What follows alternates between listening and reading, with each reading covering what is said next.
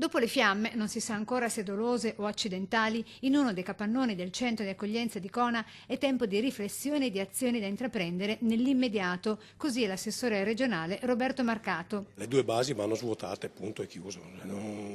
E va ripensata tutta l'accoglienza, vanno destinate risorse agli italiani che ne hanno bisogno e non che arriva dal Congo o da qualche altro paese africano, vanno bloccate gli scafisti e soprattutto ogni paese europeo, visto che ha questa grande voglia di darci lezioni di vita, si assume la responsabilità e oltre a fare i maestrini fanno anche l'accoglienza vera.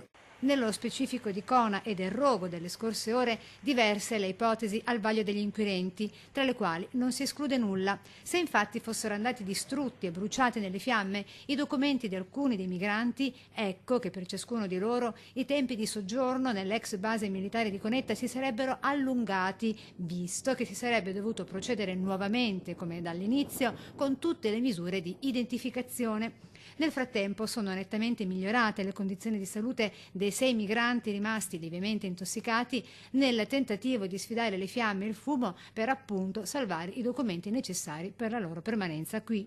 Il fatto di ammassare esseri umani in una stalla credo che a chiunque di buon senso sembri una follia. L'abbiamo detto in tutte le salse, in tutti i modi. Oggi finalmente con il decreto Salvini e con l'arrivo di Matteo Salvini al Ministero degli Interni le cose cambiano e cambiano soprattutto perché abbiamo bloccato gli sbarchi. Perché questa idea dell'accoglienza fatta così come oggi ha una sua fragilità, e cioè presuppone che non arrivi più nessuno, e invece le barche continuavano ad arrivare, per fortuna oggi noi le abbiamo fermate.